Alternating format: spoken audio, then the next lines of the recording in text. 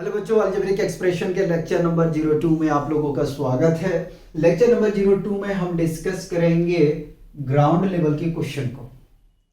अगर आप लोगों ने लेक्चर नंबर 01 को अच्छे तरह से कवर किए होंगे तो आपको प्रॉब्लम नहीं आएगा ग्राउंड लेवल के क्वेश्चन में, ना ही मॉडरेट में, ना ही आपको स्काई में, ना ही ओलंपियाड में। क्योंकि जो इंट्रोडक्शन होता है चैप्टर का उसमें लगभग जो छोटी छोटी बातें होते हैं चैप्टर का उसको हम लोग डिस्कस कर लेते हैं, फिर क्या करते हैं कि क्वेश्चन को प्रैक्टिस करते हुए चलते हैं। और कभी ऐसा लगता है कि हाँ हमने कुछ कंसेप्ट को छोड़ा है तो उस कंसेप्ट को कवर करने की कोशिश करते हैं। बहरहाल आते हैं फर्स्ट क्वेश्चन पे। कह रहा है कि in the expression 5x + 7 the coefficient of x is. इस एक्सप्रेशन में हमें यह बताना है कि x का कोएफिशिएंट क्या होगा। तो आपको पता होना चाहिए, आपसे पूछ रहा है कि x का गुणांक क्या है। तो चेक करो 7 को देखने के लिए जाओगे तो ये एक कांस्टेंट टर्म है और आपको पूछा x का कोएफिशिएंट, तो x का मल्टीप्लाई क्या है भाई 5, तो इसका आंसर क्या आएगा 5 आएगा। इसका आंसर क्या आएगा 5 आएगा। आगे में चलेंगे और क्वेश्चन नंबर 2 को देखते हैं। कह रहे सिंप्लीफाई 5x + 3x = व्हाट। ठीक है, देखो इसमें हमने बहुत बेसिक क्वेश्चन को लिया है, ठीक है, क्योंकि धीरे धीरे मैं लेवल को बढ़ाता हूं, ठीक। और ऐसा नहीं है कि मैं डायरेक्ट अगर आपको क्वेश्चन थोड़ा हॉट दे दूंगा ना तो आप घूम जाओगे। तो आपका क्या करता हूं मैं माइंड सेट करता हूं, उसके बाद में फिर मैं क्वेश्चन का लेवल थोड़ा इंक्रीज कर देता हूं। कह रहे simplify 5x + 3 = what. Option A में 8 है, ऑप्शन बी में 8x है, ऑप्शन सी में 15x है और ऑप्शन डी में x² है। तो क्या करते हैं, इसको सॉल्व करते हैं। तो जब आप सॉल्यूशन करने जाओगे 5x + 3x, देखो बाबू ये जुड़ेगा, ठीक है, क्योंकि लाइक टर्म है तो जुड़ जाएगा, जाहिर सी बात है। तो 8x, ठीक है, तो इसका आंसर बी ठीक है। आगे हम चलेंगे। कह रहे which of the following is monomial. आपको बताना इनमें कौन सी मोनोमियल है। ऑप्शन ए में है x + 5, ऑप्शन बी में 3xy, ऑप्शन सी में a² + b² और ऑप्शन डी में 4x - 2 है। सबसे पहले आपको माइंड में बात क्लिक करना चाहिए कि मोनोमियल होता क्या है, ठीक है। तो हमने आपको समझाया था, क्या समझाया था कि ऐसा एक्सप्रेशन जिनमें केवल एक टर्म हो, ऐसा एक्सप्रेशन, ठीक है, जिनमें केवल एक टर्म हो उसको हम मोनोमियल कहते हैं। या तो इसको दूसरे तरीके से आप इस तरीके से समझ सकते हैं कि मोनोमियल वो एक्सप्रेशन होते हैं जिनमें केवल एक टर्म होते हैं, ठीक है। तो देखो यहां से बाबू, यहां 2 टर्म है, यहां पे भी 2 टर्म है, यहां पे भी 2 टर्म है, तो ऑप्शन बी आपका ठीक है, ठीक है, क्योंकि इसमें एक टर्म है।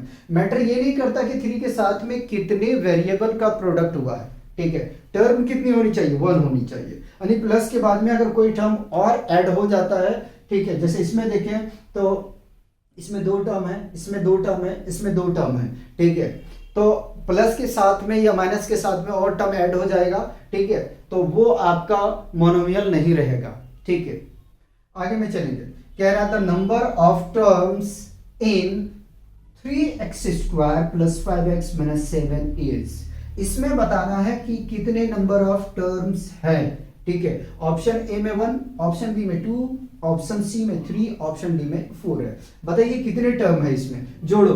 1 एक टर्म हो गया, 2 टर्म हो गया, 3 टर्म हो गया, ऑप्शन सी ठीक है, ऑप्शन सी आपका ठीक है, 3 टर्म है इसमें, ठीक है। कोई दिक्कत कोई परेशानी है तो बताओ।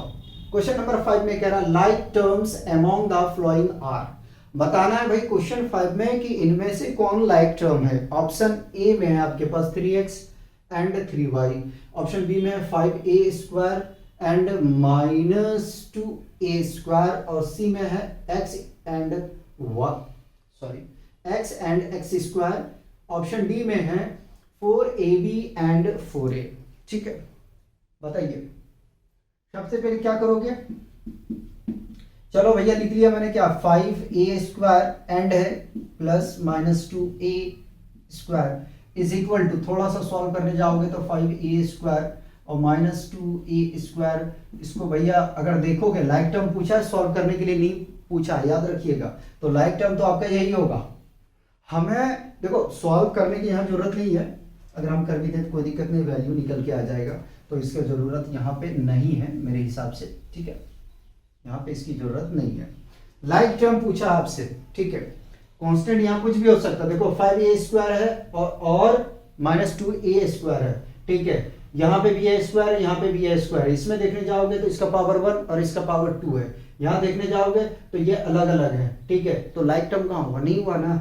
फिर अब इसको देखो, यहाँ वेरिएबल डिफरेंट डिफरेंट है तो नहीं होगा, तो ऑप्शन बी आपका ठीक है। आगे में the constant term in 7x² - 3x + 9 is, आपको बताना कांस्टेंट टर्म। कांस्टेंट टर्म क्या होता है यार, जिसमें कोई भी वेरिएबल नहीं होता है, कांस्टेंट टर्म में कोई भी वेरिएबल मौजूद नहीं होगा, ठीक है। तो देखो ये वेरिएबल इसके साथ में है, इसके साथ वेरिएबल है, इसके साथ में वेरिएबल है क्या, नहीं है, तो ऑप्शन सी आपका ठीक है, ऑप्शन सी आपका ठीक है। आगे चले, क्या कह रहा है, which expression represent 5 more than twice x, ठीक है, आपको बताना इनमें से कौन एक्सप्रेशन है जो सेटिस्फाई कर रहा है या डिनोट कर रहा है या रिप्रेजेंट कर रहा है 5 मोर देन ट्वाइस x का, ठीक है। तो देखो x का ट्वाइस बोला गया ना, तो 2x + 5 मोर देन, यानी कि उसमें एडिशन करेंगे जो दिया गया मोर देन में, तो मोर देन में 5 है भैया, 5 को ऐड करोगे, इसके हिसाब से कौन सा एक्सप्रेशन करेक्ट है ये आपको बताना है, ठीक है। तो ऑप्शन ए होगा नहीं, क्योंकि 5 टाइम्स ऑफ x है और यहां बोलोगे 2 टाइम्स ऑफ x है, ठीक है। लास्ट में मोर देन यहाँ 5 है, यहाँ पे 2 है, तो ये तो होगा नहीं, ठीक। आगे हम चलेंगे, ठीक है, x का ट्वाइस है, ठीक है, मिल रहा है, मोर देन 5, ठीक है, मिल रहा है, ऑप्शन को टिक कर देते हैं, आगे वेरीफाई कर रहे हैं। इसको थोड़ा सा सॉल्व करने के लिए अगर जाओगे तो ये मिलेगा 2x + 10, ठीक है, तो भैया ये तो होगा ही नहीं। उसके बाद में ये है कि आपका x + 10, तो भैया ये भी आपका नहीं होगा। बताओ यार, यहां तक कोई दिक्कत, कोई परेशानी है तो नहीं है, तो मिटा दो, मिटा दो। चलिए देखो, अगर आपका कंसेप्ट क्लियर है ना, देखो आप, मैं पढ़ा रहा हूं फाउंडेशन, ठीक है, तो आप अगर आपने सोचा है कि भाई मुझे इंजीनियरिंग का एग्जाम देना है, ठीक है, आने की मुझे इंजीनियर बनना है, और भाई कोई सोचा कि मैं डॉक्टर बनना, तो भाई देख अपना बेस तो सही कर ले। बेस सही नहीं होगा ना, अटेम्प्ट पे अटेम्प्ट मारोगे, उनसे पूछो जो जिनके 3-4 अटेम्प्ट हो जाते हैं, बिल्कुल रिदम टूट जाता है, फ्लो टूट जाता है, एक बार से दूसरी बार आप नहीं पढ़ पाओगे। खुद सोचो ना, अगर आपको 7th क्लास में ही पढ़ने के लिए दिया जाएगा, 2 बार आप पढ़ पाओगे, नहीं पढ़ पाओगे यार, ठीक है। तो सेम चीजें होता है कि जब आप कंपटीशन में बैठते हो ना, तो फर्स्ट अटेम्प्ट जो होता है वो उसमें पावर कुछ और बंदे के पास में होता है, ठीक है। सेकंड में उसका रिदम धीरे धीरे टूटने लग जाता है, सेल्फ कॉन्फिडेंस डाउन होने लग जाता है, ठीक है। तो अभी से अच्छे से पढ़ लो ताकि आगे में कोई प्रॉब्लम क्रिएट ना हो। आगे में चलेंगे, चलिए नेक्स्ट क्वेश्चन ले लेते हैं, क्वेश्चन नंबर 8। क्वेश्चन नंबर 8 में कह रहा है बाबू कि सिंप्लीफाई, ठीक है, simplify 7a - 4 times of a + 2 times of a। Option ले लो, सॉल्व करो आप लोग। 5a, ऑप्शन बी में 3a, ऑप्शन सी में 9a और ऑप्शन डी में है बाबू 13a, ठीक है। सॉल्व करो, पहले इसको सॉल्व करते हैं, एक एक करके करते हुए चलेंगे, ठीक है। तो हम इसको सॉल्व करने जा रहे हैं, ध्यान दीजिएगा। हमें क्या करना, सिंप्लीफाई करना। 7a - 4a + 2a, पहले मैं इसको ऐड करूंगा, तो ये मिल जाएगा 9a - 4a को कॉपी करूंगा, उसके बाद इसको क्या करूंगा, सब्ट्रैक्ट कर दूंगा, तो मिल जाएगा हमें 5a। यार बताओ यार, ग्राउंड लेवल में बिल्कुल जीरो से मैं स्टार्ट कर रहा हूं, ठीक है, ध्यान रखिएगा, बिल्कुल जीरो से हमने स्टार्ट किया है। चलिए नेक्स्ट क्वेश्चन लीजिए, क्वेश्चन 9। क्वेश्चन 9 लीजिए, द डिग्री ऑफ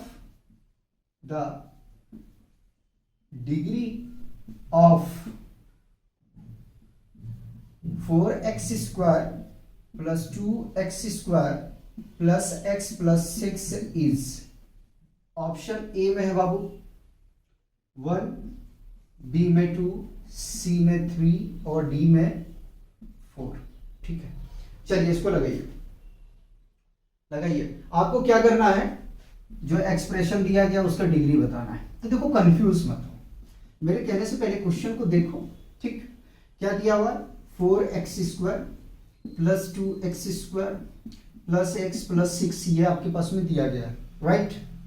इन दोनों को ऐड कर दो ना यार, कंफ्यूजन हो रहा हो तो 6x² plus x plus 6 degree बताने के लिए क्या होगा, ठीक है। डिग्री कैसे हम डिफाइन करते हैं, तो हम देखते हैं कि जो पॉलिनोमियल हमारे पास दिया गया है, जो पॉलिनोमियल हमारे पास दिया गया है उस पॉलिनोमियल के जो वेरिएबल है उनका हाईएस्ट पावर देखते हैं। कहने का मतलब यह है कि जो आपके पास पॉलिनोमियल दिया गया है उस पॉलिनोमियल के सारे वेरिएबल को चेक करो, जिन वेरिएबल का सबसे हाईएस्ट पावर होगा, सबसे हाईएस्ट डिग्री होगा, ठीक है, वही उसका डिग्री कहलाएगा। यानी कि जिनका हाईएस्ट पावर होगा वही उस पॉलिनोमियल का डिग्री कहलाएगा। तो इसमें डिग्री कितना आ जाएगा, ठीक है। डिग्री देखो हाईएस्ट कितना है इस पॉलिनोमियल में, भैया सबसे बड़ा पावर कितना है, 2 है, तो भैया 2 आएगा और इसके हिसाब से ऑप्शन बी आपका ठीक है। इसके हिसाब से ऑप्शन बी आपका ठीक है। क्वेश्चन 10 की तरफ चलते हैं। क्वेश्चन 10 में कह रहा है कि इफ यदि x बराबर 3 है, ठीक है, then 2x plus 5 is equal to what, ठीक है। ऑप्शन ए में ले लो भाई 6, बी में 8, सी में 11 और डी में 15। जरा इसको सॉल्व करो भाई, क्या आएगा ये जरा सा देखो। तो सॉल्व करो। सबसे पहले यहां तो मैं क्वेश्चन उतार लेता हूं। गिवन है x इक्वल टू 3, कितना दिया हुआ है, 3 दिया हुआ है। हमें किसका वैल्यू निकालना है, 2x plus 5 is equal to what, क्या आएगा। तो वैल्यू रखो यार, वैल्यू रखोगे तो 2 into 3 plus 5 is equal to, ठीक है, इन दोनों मल्टीप्लाई करोगे तो 6 प्लस 5 इक्वल टू 11, ऐड करोगे कितना आ जाएगा, 11 आ जाएगा। बताओ, कोई दिक्कत है तो बताओ। 10 हो गया, कोई दिक्कत है मुझे बताओ, है क्या, बताओ। नहीं है, चलिए क्वेश्चन हम 11 आपको करवाते हैं। कह रहा था सिंप्लीफाइड, ठीक है, the simplified form of 2 times of x plus 3 plus 3 times of x is, option ले लो भाई। ए में 5x प्लस 6, बी में 6x प्लस 5, सी में 5x प्लस 3 और डी में है आपके पास 2x प्लस 9, ठीक है। बताइए, सॉल्व करिए इसको। तो क्या आपके पास में दिया हुआ है, आपको क्या करना है, सिंप्लीफाइड करना है, ठीक है, याद रखिएगा। आपके पास गिवन है 2 times of x plus 3 plus 3 times of x। पहले इनको मल्टीप्लाई करो तो ये क्या मिलेगा, 2x, इसको मल्टीप्लाई इसके साथ करोगे प्लस 6 और प्लस 3x, आपस में ऐड होगा, क्या मिलेगा, मिल जाएगा 5x प्लस 6। देखो कोई ऑप्शन मैच कर रहा है क्या, 5x प्लस 6, ऑप्शन ए ठीक है। Next question number 12। Question number 12 में कह रहा है सिंप्लीफाई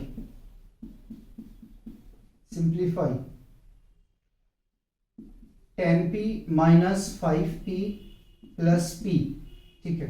ऑप्शन ए में ले लो 4p, ऑप्शन बी में 6p, ऑप्शन सी में 5p और ऑप्शन डी में क्या है बाबू, 16p।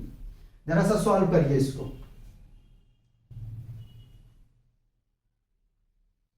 सॉल्व करिए, सॉल्व करिए, क्या आएगा, सॉल्व करिए। देखिए मैं सॉल्व कर रहा हूं, सॉल्यूशन, ठीक है।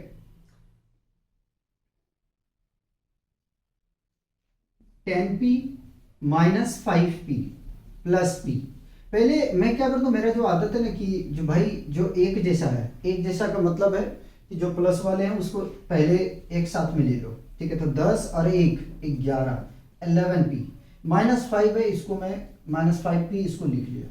उसके बाद में फिर क्या करना, सब्ट्रैक्ट करना। 11 में से 5 चला जाएगा तो बचेगा भाई 6p, दोनों पास से कॉमन रहेगा, ठीक है। क्या आया, 6p आया। क्वेश्चन 12 भी आपका हो गया, ठीक है, क्वेश्चन 12 भी आपका हो गया। चलिए एक क्वेश्चन और करवाते हैं, जरा ध्यान दीजिएगा। क्वेश्चन 13, ठीक है। लेक्चर 03 में भी आपका क्वेश्चन जो है ना, क्वेश्चन का लेवल थोड़ा नॉर्मल ही रहेगा, ज़्यादा हाईफाई नहीं रखेंगे, ठीक। तो ऐसा करूँ क्वेश्चन 13 यहाँ करा दूँ या शायद मैं करा दूँ, यहीं करा देता हूँ। सिंप्लीफाई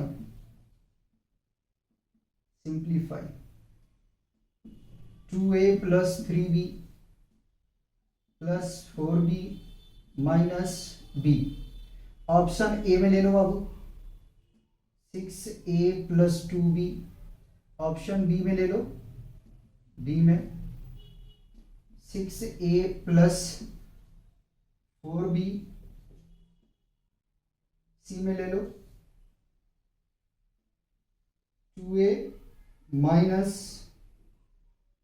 2b प्लस कर लो यार। और सी में ले लो, सी में 4a + 3b, ठीक है। चलिए लगाइए जरा से, इसको सॉल्व करिए। तो वहाँ जगह नहीं है, हम इधर कर सकते हैं। 1 मिनट देख लो मेरे पास स्पेस कितना बच रहा है, काफ़ी स्पेस है, ठीक।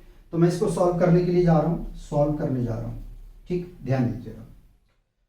2a + 3b + 4b - b।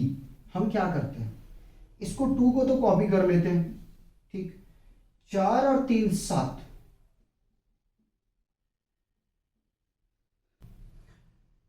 यार देखो जो रिलेशन चलेगा इसमें चलेगा, ठीक है।